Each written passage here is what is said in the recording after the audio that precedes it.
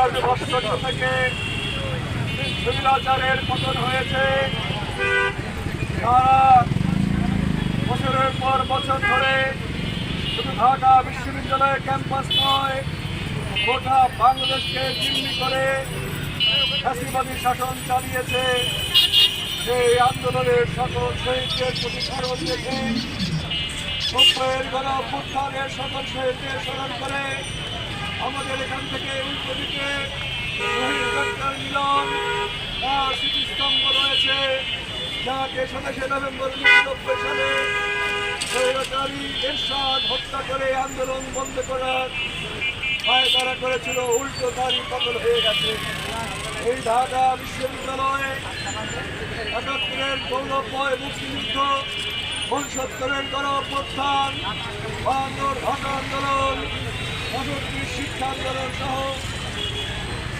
সকল গৌরবময় আন্দোলনের পদকে এই অঞ্চল ঢাকা বিশ্ববিদ্যালয়ের এই অংশটি নির্বাচনী এলাকা ঢাকা হাটের অন্তর্ভুক্ত হয়েছে।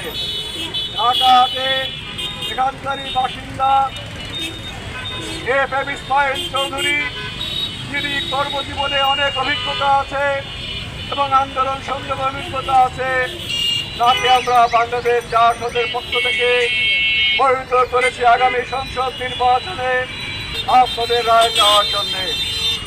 আমরা গণতান্ত্রিক যুক্ত ফ্রন্টের অন্যতম শরিক সংগঠন।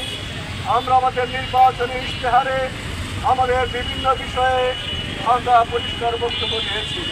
তবে মূল কথা হলো, আমরা বাংলাদেশে স্বাধীন হওয়ার পরে শান্তিপূর্ণভাবে সরকার পরিবর্তনের যে নিয়ম, নির্বাচনের মাধ্যমে এক সরকার জয়লাভ করবে, পরবর্তী পর্যায়ে 5 বছর পরে নির্বাচনে আরেকটা সরকার আসবে, এই ধারা আমরা প্রতিষ্ঠিত করতে পারি নাই। হয় সামরিক অভ্যুত্থান, নয় গণঅভ্যুত্থানের মাধ্যমে বারবার রক্তাক্ত পথে সরকারের পরিবর্তন হয়েছে। একটা স্বাধীন দেশে এর চেয়ে হৃদয় বিতরক কিছু হতে পারে না। যখন জনগণ এখন অনন্যপায় হয়ে কোনো রাস্তা খুঁজে পায় না, তারা বুকের রক্ত ঢেলে দিয়ে গণঅভ্যুত্থানের মাধ্যমে স্বৈরাচারকে বিদায় করেছে। সর্বশেষ 24-এর গণঅভ্যুত্থানে আমরা তাই দেখেছি। কিন্তু এবারে নির্বাচনে আমরা সেই ভিত্তিভূমি রচনা করতে চাই, যেন নির্বাচনের মাধ্যমে সরকার পরিবর্তন হয়। জাতীয় সংসদে যদি যোগ্য এমপি নির্বাচিত হন, যিনি সরকারি দলের একচেটিয়া এক পেশে সিদ্ধান্তের বিরুদ্ধে বলিষ্ঠ কণ্ঠে প্রতিবাদ করতে পারবেন, সেই এমপি নেতা নেত্রীর কথা অনুযায়ী শুধুমাত্র সংসদে হাত তুলে সমর্থন দেওয়া, বাকি সময় ঘুমানো সংসদে আর সচিবালয়ে তদবির করা, এমন ধরনের এমপি আমরা চাই। আমরা চাই যারা জাতিগত অবদান রাখতে পারে, প্রত্যেকটা যোগ্য দলের পক্ষ থেকে যোগ্য ব্যক্তি যদি এমপি নির্বাচিত হয়, তাহলে সংসদের ভেতরেই আমাদের সকল ঝগড়াঝাঁটি, আন্দোলন সংগ্রাম সংসদের ভেতরেই হবে। রাস্তায় হরতাল করে অবরোধ করে আমরা জনজীবনে দুর্ভোগ সৃষ্টি করতে হবে না। কাজেই আপনারা আপনাদের ভোট যোগ্য প্রার্থীকেই দেবেন। শুধুমাত্র দলীয় মার্কা দেখে একচেটিয়াভাবে ভালোভাবে যদি আপনারা ভোট দেন, তাহলে আমরা ইতিহাসকে পরিবর্তন করতে পারবো না। বাংলাদেশের এই করুণ ইতিহাসকে আমাদের পরিবর্তন করতে হবে। বন্ধুগণ, আরেকটি বিষয়, আমাদের মত ভিন্নতা থাকবে, আমরা বিভিন্ন রকম মতবাদে বিশ্বাস করতে পারি, কিন্তু স্বাধীন বাংলাদেশকে উল্টে দেওয়ার জন্য যেই পায়তারা হচ্ছে, জনগণের ভোটকে ব্যবহার করে আমাদের মহান মুক্তিযুদ্ধকে নাকচ করে দেওয়ার চেষ্টা করা হচ্ছে। এই বাংলাদেশে, স্বাধীন বাংলাদেশে হিন্দু, মুসলমান, বৌদ্ধ, খ্রিস্টান, শিয়া, সুন্নি, ওয়াহাবি, আহমদিয়া কিংবা আহলে হাদিস, সকল মত, সকল ধর্ম, সকল পথের লোকেরা থাকবে। এখানে আপনার সাথে আমার মতের মিল হতে না পারে, আপনি সেটা আমার সাথে বিতর্ক করবেন, বহাস করবেন, ডিবেট করবেন, একাডেমিকভাবে তর্ক হবে। বিশেষ করে বিশ্ববিদ্যালয় হচ্ছে সেই সমস্ত তর্কের উর্বর জায়গা, সেখানে জ্ঞানের চর্চা হবে।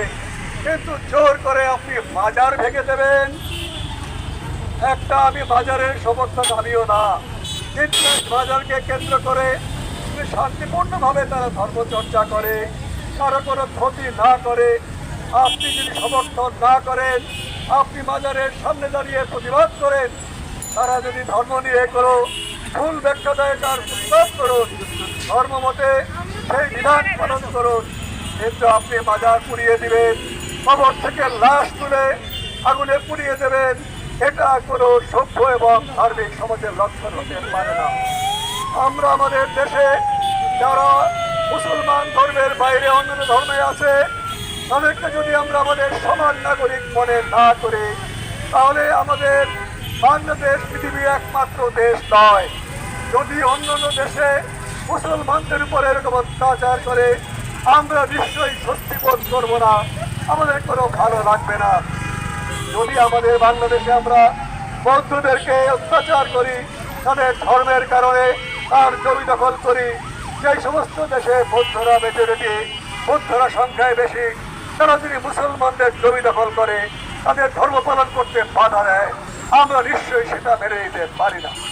এই পৃথিবীতে সকল কোনো একক ধর্মের কোনো দেশ নেই, একক জাতির কোনো দেশ নেই।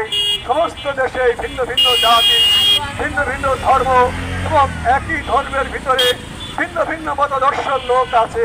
সেখানে সবাই শান্তিপূর্ণ সহ অবস্থান করে এবং জনগণের কাছে তাদের বক্তব্য দিয়ে যায়, তাদের পক্ষে দল ভারী করার চেষ্টা করে। বাংলাদেশের একটা ঐতিহ্য ছিল, মুক্তিযুদ্ধের পর থেকে আমরা সেটা প্রতিষ্ঠা করার চেষ্টা করেছি। এই 90-এর গণঅভ্যুত্থানের সুযোগ নিয়ে একদল মতলববাজ আমাদের সেই সামাজিক শান্তি নষ্ট করবার জন্য এইসব পায়তারা করছে। যদিও সংখ্যাগরিষ্ঠ মানুষ এই সমস্ত পায়তারার বিরুদ্ধে, কিন্তু সংগঠিত সন্ত্রাস করে জনগণকে ভয় দেখিয়ে, সরকারকে ভয় দেখিয়ে বাংলাদেশকে একটা অনিরাপদ অন্ধুর রাষ্ট্রে পরিণত করার চেষ্টা করা হচ্ছে। আগামী নির্বাচনে আপনারা তেমন লোককে ভোট দেবেন যারা এই সামাজিক বিশৃঙ্খলা, ধর্মের নামে বিশৃঙ্খলা, মতবাদের নামে বিশৃঙ্খলা করে জনজীবনকে ছিন্ন করতে চায়, বাংলাদেশের স্বাধীনতা এবং সার্বভৌমত্বকে বিপদে ফেলতে চায়। তাদেরকে আমরা অনুরোধ করবো, আপনারা যে দলেই করেন, তাদেরকে আপনার ভোট তাদেরকে দিয়ে এই দেশকে নষ্ট করবার সুযোগ দেবেন না। আজকে আপনারা দেখেন মার্কিন প্রেসিডেন্ট ডোনাল্ড ট্রাম্প